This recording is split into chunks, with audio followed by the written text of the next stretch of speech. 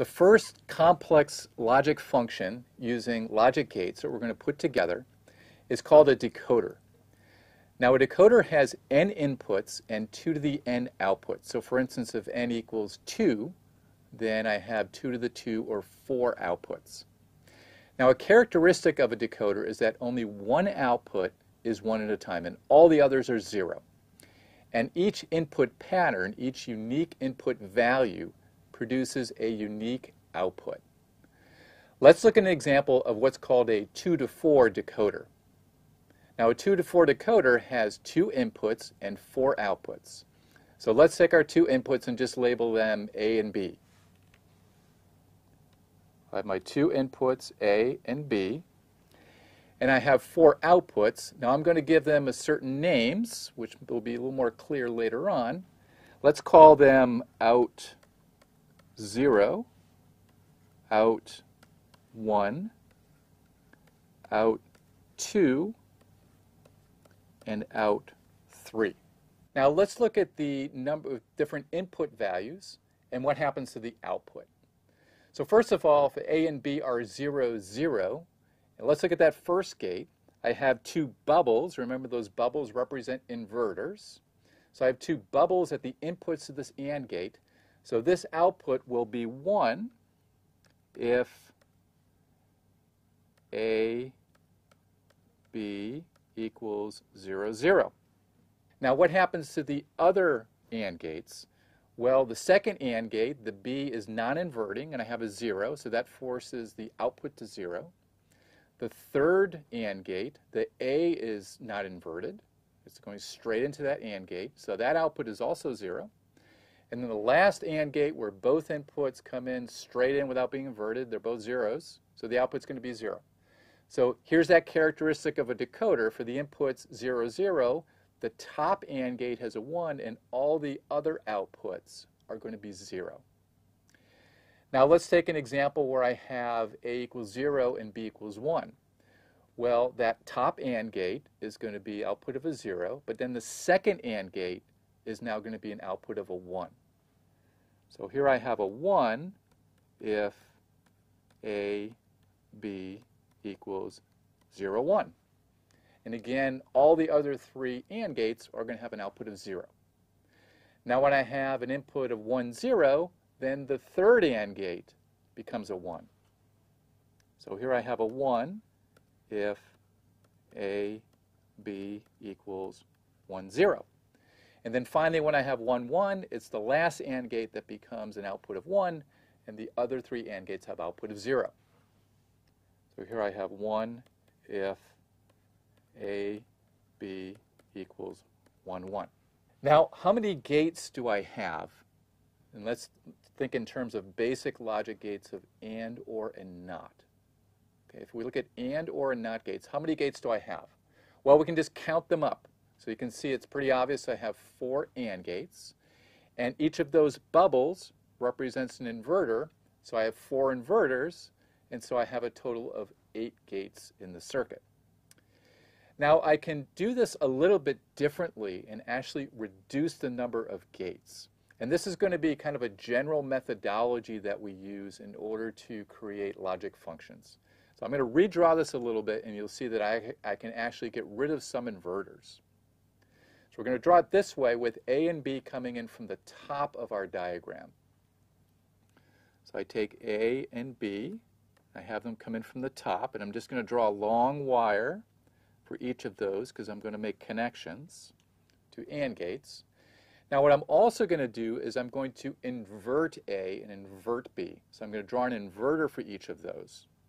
So I can make a connection here and draw an inverter.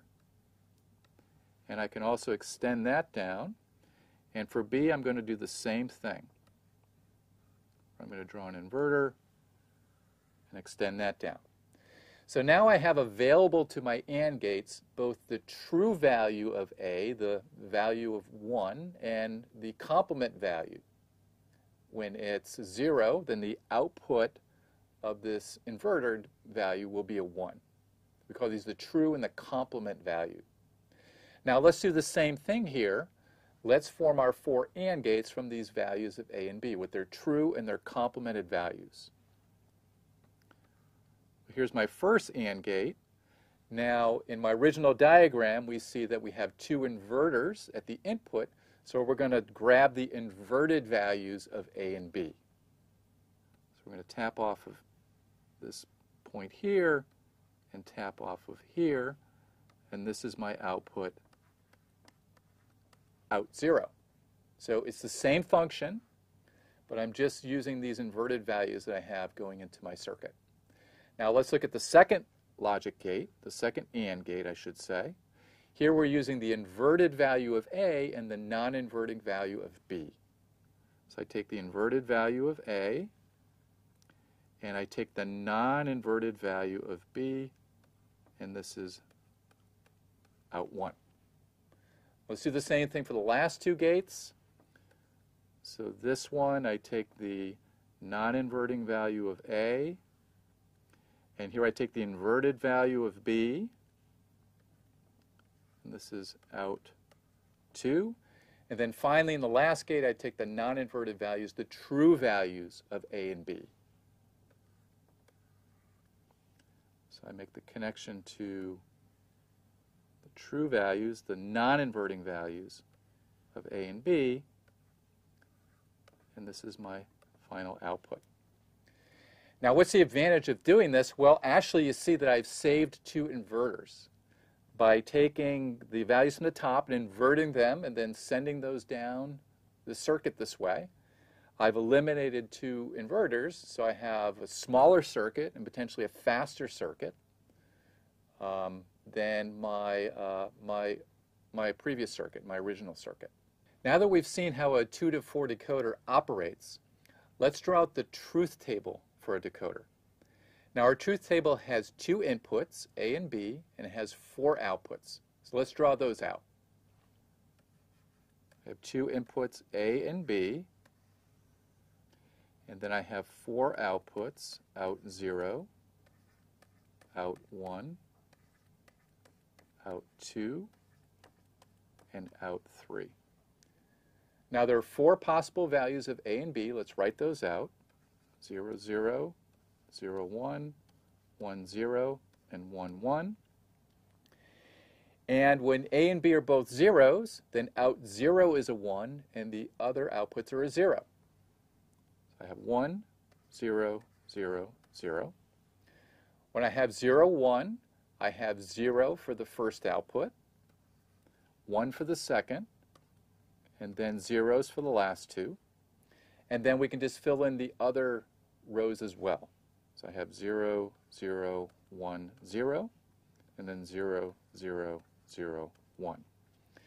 So this has that property from the truth table. You can see that we have this property where only one output is a 1, and it's a 1 for a unique combination of the inputs. And when that occurs, all the other outputs are a 0. Now I promised you I would let you know why I labeled these outputs the way I did. Well, you can see that out 0 is a 1 when A and B are 0, 0, or the value 0. And out 1 is a 1 when A, B equals 0, 1, or the value 1. Out 2 is a 1 when we have 1, 0, or 2. And out 3 is a 1 when I have 1, 1, or 3. So that's why I labeled them that way. Might seem a little strange at the beginning to have an output that has 0 at the end of it, but I did in order to make it clear that this is an output, that this output is a 1 when A and B are 0.